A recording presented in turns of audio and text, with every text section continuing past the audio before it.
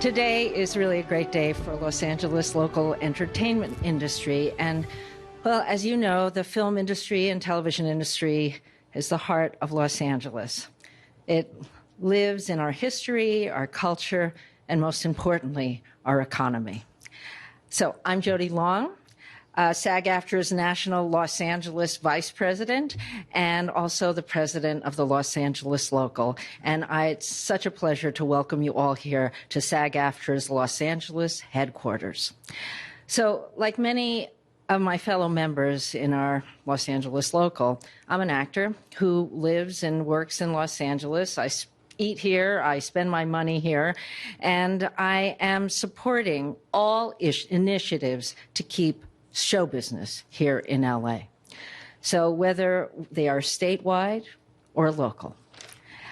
As actors, we spend our days creating characters and telling stories. But recently, a lot of us have been thinking about permits, film permit application fees, and creating a proactive approach to filming in Los Angeles and Los Angeles being a partner to the film and television industry. As we all know, that historic neighborhoods here and picturesque vistas have been racked by our wildfires.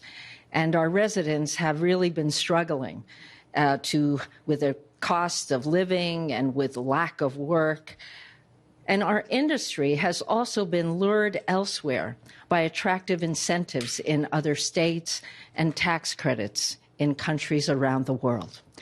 So many of us have been really concerned about how do we recoup from all of this, a city that birthed Hollywood and its remarkable art form that has lasted over a century.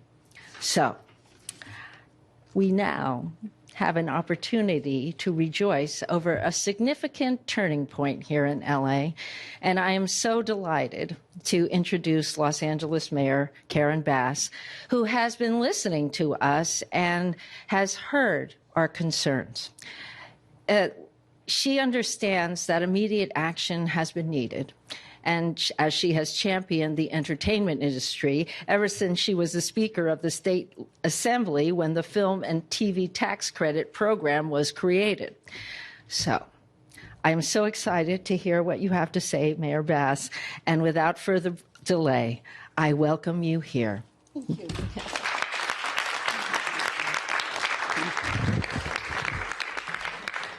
Good morning, everyone, and thank you very much, Jody. And let me thank SAG-AFTRA and the coalition of everyone that is here today. I think it is a perfect demonstration of the significance to the entertainment industry to our city. We know that we are the global capital of entertainment, and that means that this industry is a pillar in our city. It's not just about movies and TV shows. It's about good paying union jobs, middle-class livelihoods, small business success, and the economic strength of our city, one of our defining industries. And to me, it's also personal, because my family has been involved in the industry over 3 generations. And as Jody mentioned, when I was in Sacramento and served as Speaker, I had the honor of working with then Assembly Member Paul Krikorian, and we were able to get the first tax credits through the budget. But at that time, it was a small amount, and our hope was it would grow over time. But it didn't grow fast enough, and other states were able to grow faster than us. But if I think about what the industry has gone through over the last few years, from the pandemic to the strikes, to the disproportionate impact that the wildfires had on the entertainment industry, that is blow after blow. Well, I'm excited about what is pending in Sacramento, and I know that my colleagues up in Sacramento will get that tax credit done, and it will expand to be large enough, and if I'm not mistaken, if it's still where it was before, we will actually be higher than New York. So today, While we're continue to push and advocate for Sacramento, we also need to say, what can we do in Los Angeles to support the industry? And so I will be signing a new executive directive that will make it far easier to film in Los Angeles, movies, television shows, and commercials right here. After talking to members of the industry, most notably Patrick, we have talked for a long time about this. Jamie Petrikoff, I'm sorry. We've talked about this for a long time in ways that the city can make a specific difference with the industry. So the new executive order will provide easier access to iconic city locations like the Central Library, the Port of Los Angeles, and Griffith Park Observatory by creating guidelines for on-site filming, cutting review timelines, and calling for the lowering of city fees for certain locations. This adds to our already popular locations, such as City Hall. It lowers the cost by reducing the number of city departmental staff who must monitor filming sites, institutes a proactive, film-friendly approach to communication between city departments and production, including the communication of upcoming infrastructure projects that could impact filming scheduling. Beloved LA landmarks are featured in many movies and shows, from Beverly Hills Cop to La La Land, and absolutely must continue to be the case.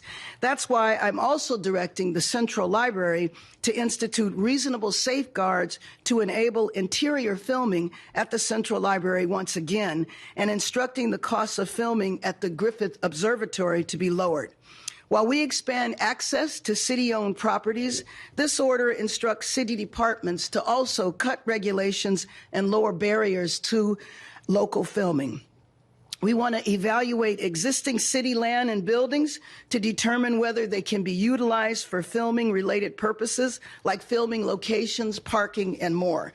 We want to reduce the number of city staff who are assigned to monitor filming down to one person wherever possible. Current practices often requires numerous staff that raises the costs and adds layers of bureaucracy, and improving information sharing between departments and production, especially to communicate upcoming infrastructure projects that could impact filming schedules. That's why we are going to fight now. Again, while we push for the tax credits to be passed in Sacramento, we need to do what we can today to impact filming in Los Angeles. And I will tell you that each item in the executive directive are items that have been raised specifically by the industry, that they have come before the mayor's office and members of city council and said, there are certain obstacles that we face right here, and City Hall can make a difference. So today represents the beginning of that difference. And with that, I'd like to introduce my partner in this, Councilman Adrien Nazarian.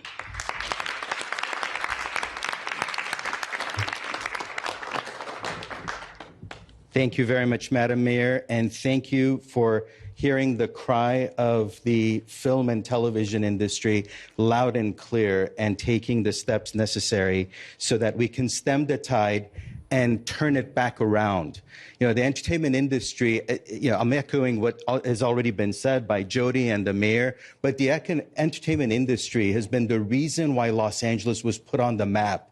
This goes back to the wars with Hearst back over 100 years ago of who's going to control the entertainment industry, whether it's going to be Southland or Northern California. We prevailed at that time.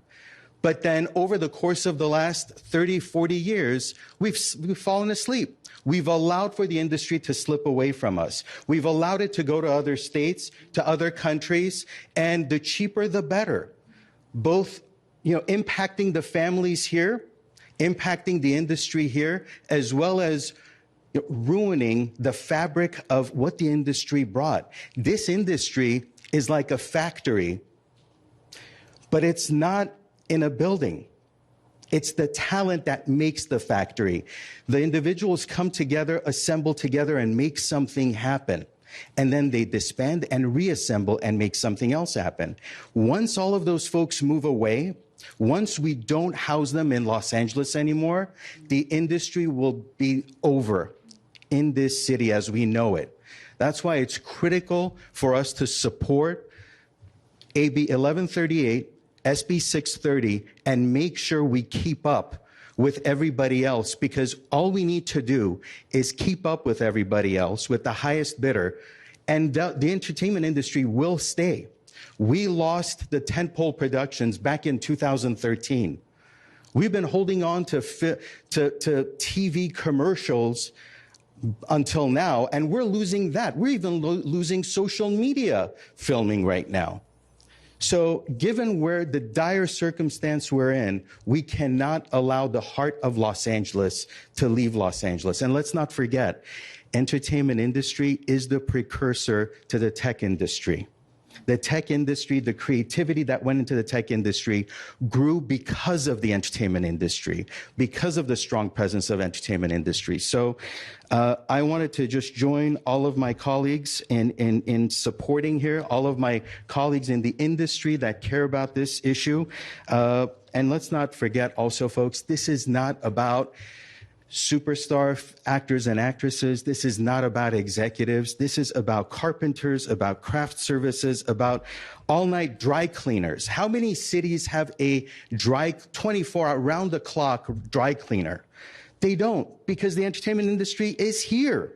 This is where it was needed so that the clothing would be picked up at 4 o'clock in the morning and taken to the soundstage. This is where workers put on the tool belt to go build up the soundstage or go to location to make sure that we're getting it prepared for the shoot that's going to start that morning. So we cannot let permits not be executed on time. We can't have 200 people on site waiting around until the permit is finalized because there was a glitch in the system. We've needed to fix these things for some time. So I'm going to be a great partner to the mayor in making sure that we get all of this done. I'm going to make sure that I'm cheerleading in the council so that all 14 of my colleagues are also moving towards the same drumbeat, because Los Angeles is a big place and it's easy to lose focus. And we saw that happen this year, whether it was the fires, the floods, the billion-dollar deficit, our focus has been lost. And when the focus is lost, important industries like this suffer.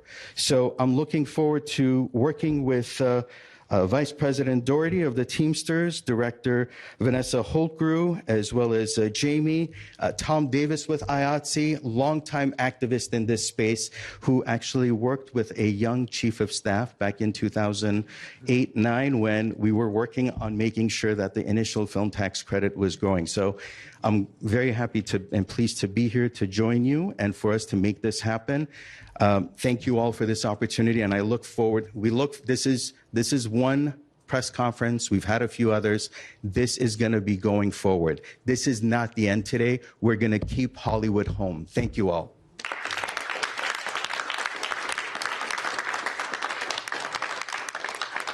Thank you, Council Member Nazarian. I was fired up when I came here, and now I'm even more fired up, if you can imagine that. Thank you for your comments and for your efforts as well. We really appreciate it. Good morning, everyone. My name is Lindsay Doherty. I'm an international vice president for the Teamsters that represents 1.3 million Teamsters across this country. And I also am the principal officer of Teamsters Local 399 in Hollywood, California, and we represent all the film and television workers here in Hollywood for the Teamsters.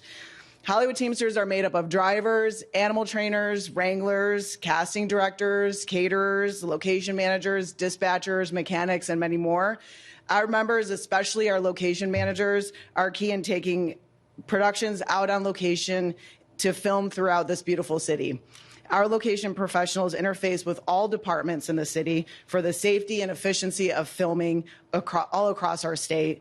They work with police, fire, churches, schools, parks, local businesses, and many, many more. Today's announcement by Mayor Bass and her continued commitment to restore LA to a film-friendly city, as well as her partnership alongside Governor Gavin Newsom on the increase to our film and television jobs program within the state, is not only appreciated, but could not come at a better time. Our film and television workers and small businesses have been devastated by the lack of work in this industry. The start of the year was with the devastating fires added another hurdle, as many of our members, as well as other crew members, lost their homes and have continued to be displaced. While many have been ringing the alarm on the importance of stabilizing our industry and protecting film and television jobs throughout our state. Today's announcement and action by leaders like Mayor Bass's and ongoing efforts by Councilman Nazarian to keep Los Angeles film friendly is a great next step. To keep the state of California as the filming capital of the world, we must continue to make strides that make production work easier to shoot throughout our city and successfully increase our California State Film and Television Jobs program this summer to keep California competitive and rolling. The efforts to making filming on location within our neighborhoods and throughout our beautiful city and state more accessible and streamlined will help to restore not just the film and production work, but the hope of many of our members, small business owners, and young filmmakers that Hollywood is here to stay. And with that, I'd like to introduce my fellow union sister. She is the IATSE International Vice President, as well as the Assistant Department Director of Motion Picture and Television Production, Vanessa Holcrew.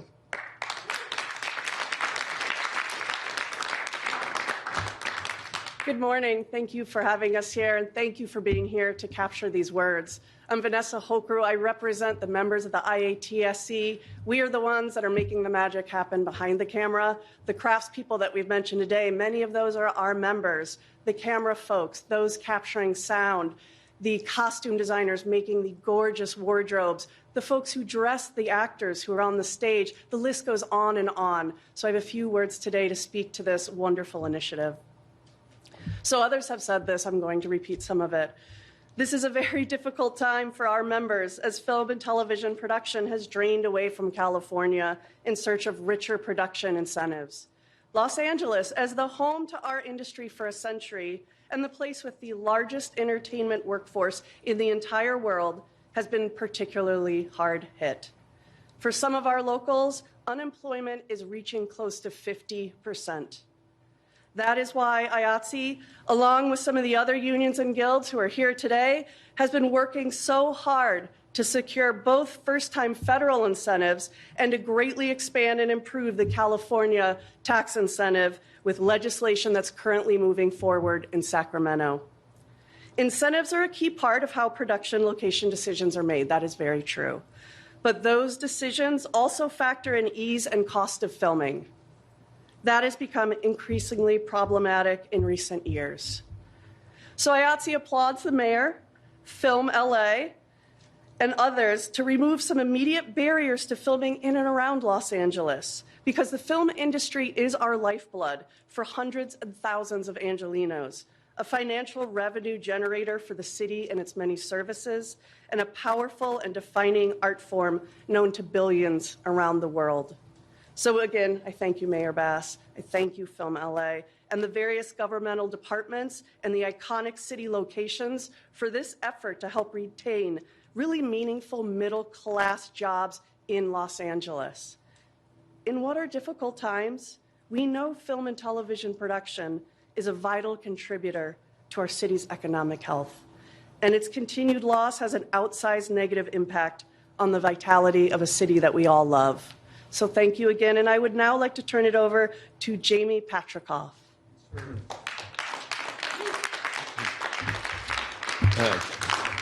Thank you, Vanessa.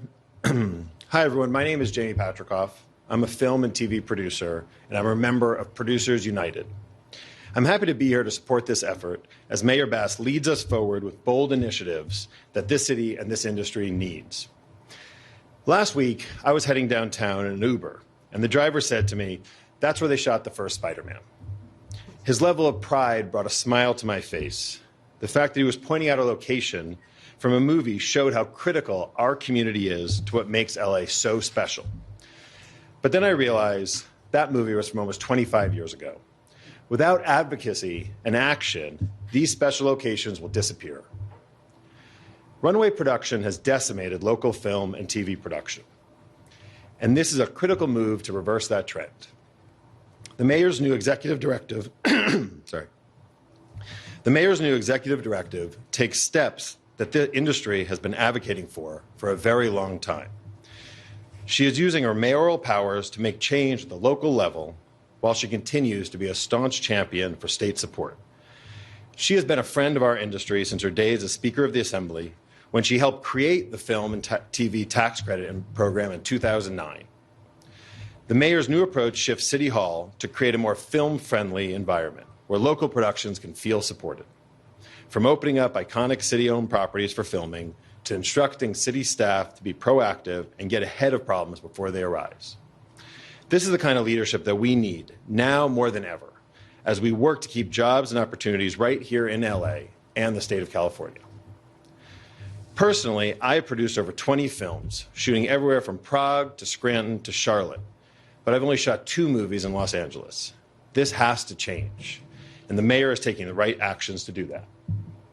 We want to film here, but we leave because we have to. We have the best grips, gaffers, production designers, drivers, caterers, actors, writers, and directors in the world. Yet too often, we have to board planes to do our jobs. That's why her efforts today are so important. She is working tirelessly, advocating for the expanded state tax credit and doing everything in her power at home to make TV and film production in LA easier and more cost-effective. I hope this marks the beginning of a new trend that keeps Hollywood as the film and TV capital of the world.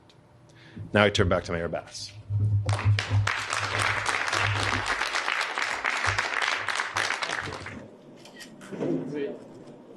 All right, we ready? Ready to make this permanent. Right, here we go.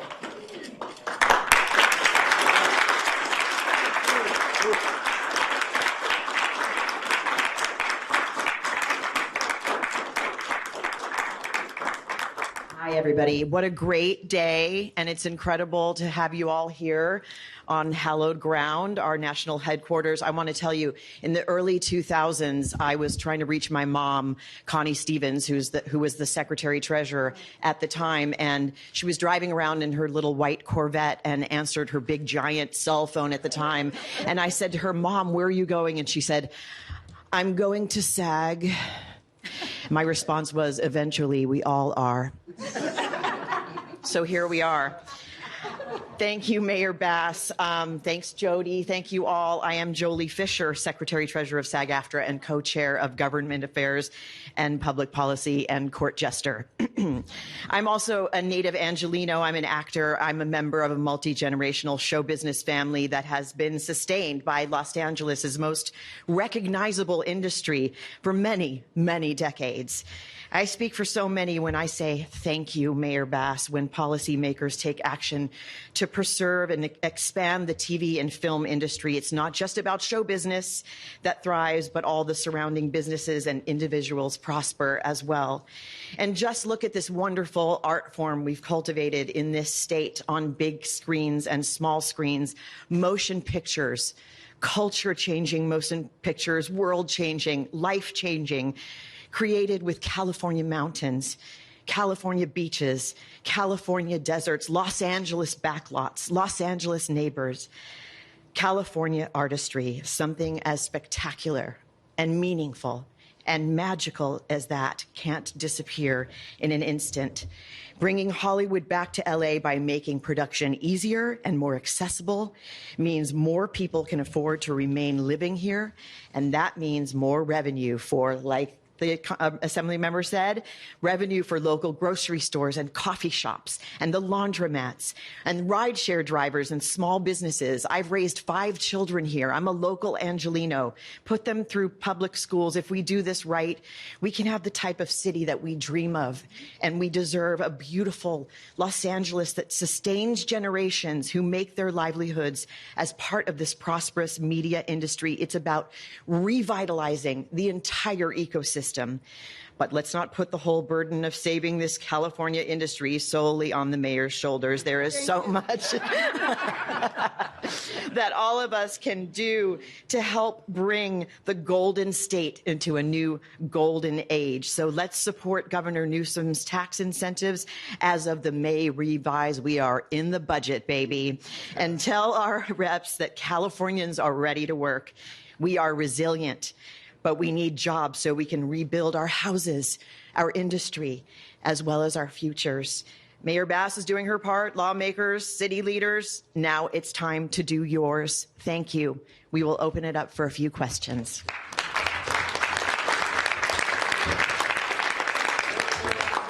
Carmen, and then Julia, and then Teresa. Carmen, go ahead. Mayor, thanks for having us here today. How quickly do you see a turnaround based on these new proposals that you've laid out, or this new plan of action? We know that we didn't get to this point overnight, and righting the ship, how long will it take, and will it be done before it's too late? Well, let me just say that on our part, because I'm using an executive directive, this goes into effect immediately. Now, what that means is, though, is that we meet with the general managers, we let them know this is the direction we're going, and we need this to happen right away. But let me just say that my basic belief when you do public policy, instead of doing it in a vacuum, it's not like the councilman and I sat in a dark room and came up with this ourselves. We went directly to the industry, and I, again, want to acknowledge Jamie Patrikoff. In terms of what is in this executive directive, represents barriers that the industry has said makes it difficult to film here. So I believe we can go into action right away, but I would call on representatives of the industry to say how quickly you think it might make a difference. Next question to Julia, and then Teresa. Thank you. Two questions. First of all, are you planning to appoint a film liaison, a la the role that James had with our city's administration, to be the kind of point person here? Yes, we absolutely are. That'll be our next step to do. And when do you foresee that happening? Actually, in the next few days. Any preview of who it will be? No, I do not have a preview for you, Julia. Wait, one more question. Will you veto this tourism wage hike? I'm sorry, will I be what? Will you veto the tourism wage hike? Oh, I'm not even there yet. Good try. Mayor, we'll go to Teresa, and then John in the back. Thank you, Mayor. What impact do you have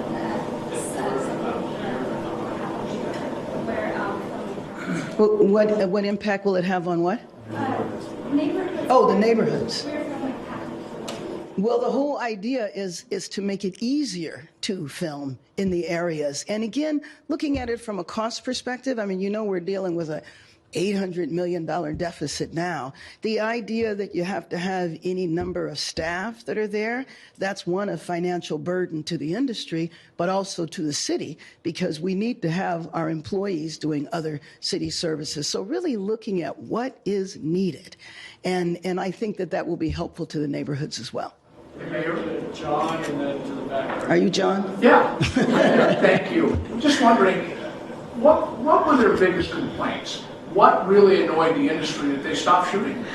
Oh, well, I mean, I think that's complex because it's the tax credits. But what I have heard from the industry, and not just the entertainment industry, from kind of everybody, bureaucracy, bureaucracy, bureaucracy, red tape. Why does it take so long? Why is it difficult to communicate with City Hall? You know, why do I have to get all of these permits? Why is it so expensive? Do you think that captures? 100%. Okay. All right, next question in the back right, and then we'll come over. Jeremy Cruz in the round. This question is also for Councilor Nazarian. How much overlap is there between this executive order and the vote that was passed a few weeks ago?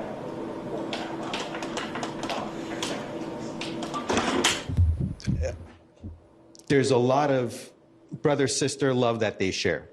So the question, I don't know if everyone heard it, is how much does this executive directive parallel the motion that was passed about 2 months ago? It aims at the heart of the same issue or sets of issues, because the reality is we can pass also as many tax credits as we want, but if we up the price of doing business in Los Angeles, well, the tax credits are being eaten up by the permits anyway. When it costs several $1,000s to get a permit, when you need to knock on multiple doors to make sure that everyone is getting an increment of the production piece, well, that's money going out constantly. And it's only gotten worse over time. The demands have only increased over time. So when there's public safety personnel that may not necessarily be required because there's no pyrotechnics, we can move away from that. So it's a lot of these things that we need to make sure we're addressing to lower the overall cost down. If you look at a sheet and put different cities' in the same chart next to one another, you'll see how much more exorbitantly expensive our city is, and we need to change that around. Two more, one right here at the white, and then Hey, Russ, good to see you. Thanks for doing this. There is a $12 billion, I think it would be, Right. dollar deficit On the state. So do you expect the $750 million to go through, or do you expect that it might be less than that? If it is less than that, what do you all deem as a success? Well, as a former legislator at the state level, it is possible it's reduced, but one of the things from all of the legislators I've been talking to in both the Assembly and the Senate, I think people recognize the $700 million as an investment and the return on that investment. And I know when we did it the first time, it was important for legislators to understand that all communities benefit, especially if you think of all the ancillary businesses like have been mentioned here. You might not think of the caterer or the florist or the tailor that benefit from the industry. So on the one hand, it is a lot, but if you compare it to other states, probably most notably Georgia, where the amount is way, way higher in terms of the type of policies that they have. And I really think the bottom line for Angelenos that we all have to think about, we've taken the industry for granted. I mean, we know that this is a part of our DNA here. And sometimes if you think it's a part of your DNA, you can think it's always going to be here. But if you look at what has happened over the last 20 years, when we did the first film tax credit in Sacramento, the big topic then was Toronto. I don't even know when I've talked about Toronto. Now it's about Georgia and New York and all these other states. So we did it then, but we didn't keep up. Real quick follow-up. Do you think that there's been a paradigm shift over the last 20 years in terms of how people think about these tax credits as given to the studios, economics type of situation? I don't think it's been enough of a paradigm shift for people to really understand, especially here, but maybe someone from the industry wants to answer that question about a paradigm shift. I think the answer behind me was no. last question right here. Hi, Mayor Bass. Ashley here with ABC 7. Do you have any statistical, numbers to kind of demonstrate, show the shift from Hollywood to other places? Sorry. Oh, you mean over the years? Yeah. I don't have them off the top of my head, but it's dramatic. I know that. And I would defer to the industry for the specifics, but When they're talking about 50% reduction. When the folks right behind us are talking about 50% reduction in their membership, when I have a constituent who's been working as a makeup artist for 37 years, has 4 Emmy awards, not nominations, awards, and now has to work part-time at a grocery store to pay. I mean, this is not the reality we want Los Angeles to be in. So yes, there's been a significant hit to the employee base, and people are noticing that. Well, let me tell you one thing that I know has happened over the years. It used to be where the industry would go to another state and all the workers would go and then come back. But because we didn't keep up, now those states have developed their own staff, their own industry, their own filming. And so that's what I'm concerned about is over time, we can't take the industry for granted. Eventually, it will move away. We watched that happen with aerospace. It's happened with other industries. So I think that's why the cry now is so loud, but it's also so united. And I just want to, again, end by thanking everybody for taking the time out to be here and stand in solidarity. And the way we get this done is through the coalition effort that you see here and all of those people who support and understand this who are not here today. Thank you very much, everyone.